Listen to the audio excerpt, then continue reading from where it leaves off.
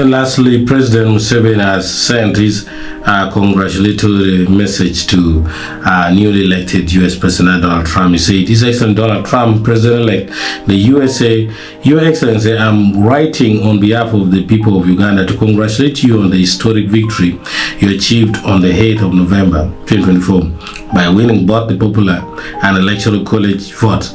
Your victory was a true reflection of the feeling of the majority of citizens in the USA. We, the freedom-loving people of Uganda, look forward to mutually beneficial engagement with your administration. You are in search for peace and mutually beneficial cooperation.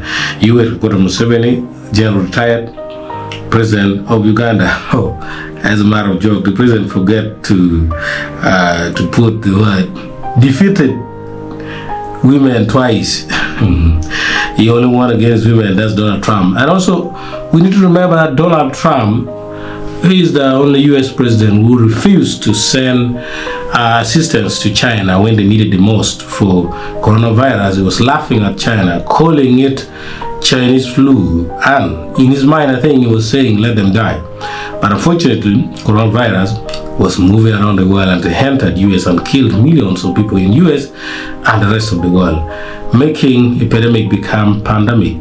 SARS, which was a variant of COVID-19, was contained in Middle East by US government, and several other previous administration, including Obama, contained viruses such as Zika in Brazil and a lot of Ebola variants in Africa.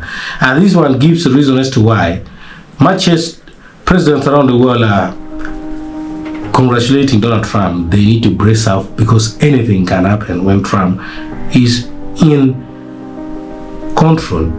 I'm not saying he's the one who brought in the coronavirus, but US scientists, the best in the world, have been helping the world contain viruses and other things. So the language of America first, at the mind of Trump, he always misused that language, and so the leaders needs to get prepared. France Macron is already doing something about that. Thank you.